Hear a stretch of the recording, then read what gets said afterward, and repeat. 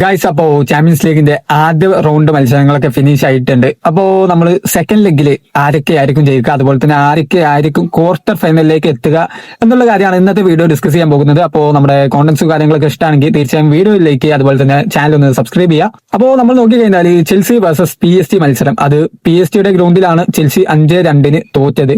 ഇനി ഞാൻ ഒരിക്കലും വിചാരിക്കുന്നില്ല രണ്ടാം പാദത്തിൽ വന്ന് ചെൽസി ഒരു 3 ഗോൾ അടിച്ചാലാണ് സമനില. ഓക്കെ, 4 ഗോൾ അടിച്ചാലുള്ളൂ ചെൽസിക്ക് വിജയിക്കാൻ പറ്റുക. അപ്പോ നിലവിൽ ഈ ചെൽസിയുടെ സ്കോർ വെച്ച് 4 ഗോളിനൊക്കെ PSG പരാജയപ്പെടുത്തുക എന്നുള്ളത് ഒരു എന്താ പറയാ നടക്കാത്ത കാര്യമായിട്ടാണ് എനിക്ക് തോന്നുന്നത്. സോ അവിടെ PSG തന്നെയായിരിക്കും ക്വാർട്ടർ ഫൈനലിൽ എത്തുക.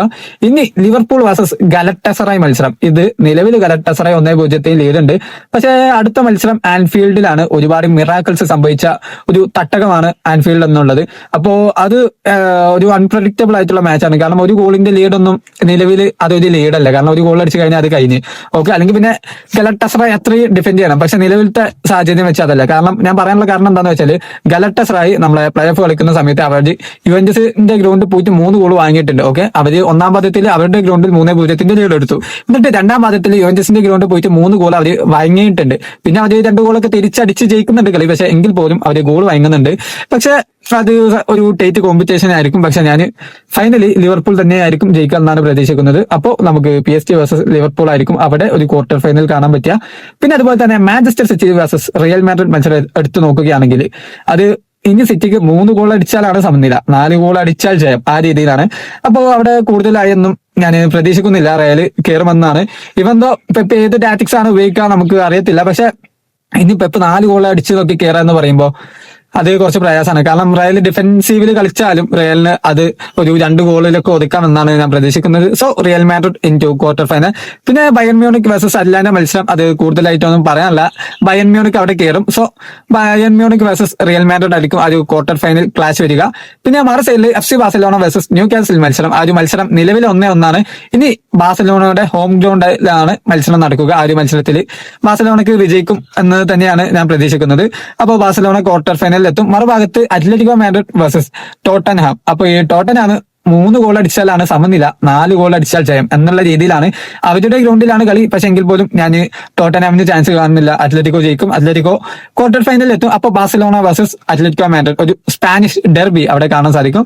ഇനി ബോഡോ ഗ്ലിംറ്റ് വേഴ്സസ് സ്പോർട്ടിംഗ്, ആ ഒരു മത്സരം ഇനി സ്പോർട്ടിംഗിന്റെ ഗ്രൗണ്ടിലാണ്. നിലവിൽ ബോഡോ ഗ്ലിംറ്റിന് 3 ഗോളിന്റെ അഡ്വാൻറ്റേജ് ഉണ്ട്.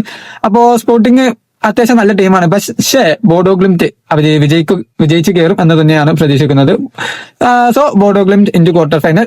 Last side Bayer Leverkusen versus Arsenal, അത് നിലവിൽ 1-1. പക്ഷെ നമ്മുടെ ആർസണലിന്റെ തട്ടകത്തിലാണ് മത്സരം. ആ ഒരു മത്സരത്തിൽ ആർസണൽ വിജയിക്കും എന്ന് തന്നെയാണ് പ്രതീക്ഷിക്കുന്നത്.